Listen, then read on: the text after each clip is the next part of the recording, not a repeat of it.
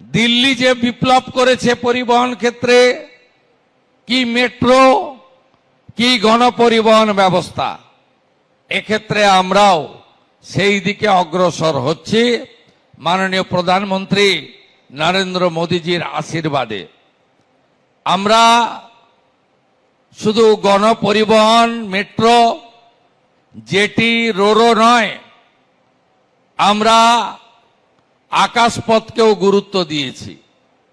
উড়ান কর্মসূচিতে যুক্ত হয়েছি, যেটা আগের সরকার যুক্ত হয়নি, এবং বালুরঘাট, মালদা, পুরুলিয়া তিনটে জায়গায় ডোমেস্টিক এয়ারপোর্ট নির্মাণ সম্পূর্ণ করার জন্য ভারত সরকার আমাদের অর্থ দিতে রাজি হয়েছে। আমরা কল্যাণীতে 2000 একর জমি চিহ্নিত করেছি। নতুন গ্রিন ফিল্ড এয়ারপোর্ট তৈরি হতে চলেছে কল্যাণীতে। এর আগে যখন মন্ত্রী ছিলেন জ্যোতিরাদিত্য সিন্ধিয়া, সিভিল এভিয়েশন, আগের মুখ্যমন্ত্রীকে চিঠি দিয়েছিলেন যে আপনারা আরেকটা কলকাতা এয়ারপোর্টে জমি দিন, আরেকটা এয়ারপোর্ট বানাবো। পত্রপাঠ লিখে দিয়েছে, আমি ভাঙড়ে জমি অধিগ্রহণ করতে পারবো না। কমজোর সরকার ছিল, দুর্বল সরকার ছিল, সেই জন্য এয়ারপোর্ট কলকাতা আন্তর্জাতিক মানের, ইন্টারন্যাশনাল ফ্লাইট যাতায়াত করে। ভারতবর্ষের দেশের সুরক্ষাতে কোনো কম্প্রোমাইজ নেই।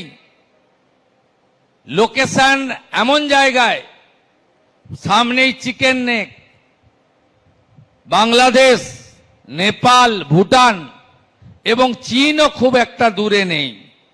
এই রকম একটা এয়ারপোর্ট, কলকাতা এয়ারপোর্ট, নেতাজি সুভাষচন্দ্র বসু, সেখানে প্রেয়ারের জন্য দরজা খোলা ছিল। এয়ারপোর্টে যারা গেছেন, প্লেন যারা চড়েছেন,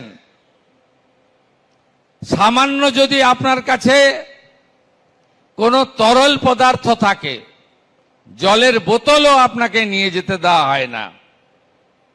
একটা ছোট্ট যদি আলপিনো আপনার জামাতে, ব্যাগে থাকে, আপনাকে নিয়ে যেতে দেওয়া হয় না। আর এই রকম একটা ইন্টারন্যাশনাল মানের এয়ারপোর্টে দরজা খুলে রেখে যাতায়াতের সুযোগ দিয়ে কোন জায়গায় নিয়ে গেছিল এরা? ইউরোপের সঙ্গে যত প্লেনের কানেকশন ছিল বিগত মুখ্যমন্ত্রীর সময়, একটার পর একটা রুট বন্ধ হয়েছে। এই মুহূর্তে লন্ডন সহ কোথাও পশ্চিমবঙ্গের কলকাতার সঙ্গে কানেকশন নেই। অর্থাৎ জলপথ, স্থলপথ, রেল, আকাশপথ সর্বত্রই নো নো নো ছিল।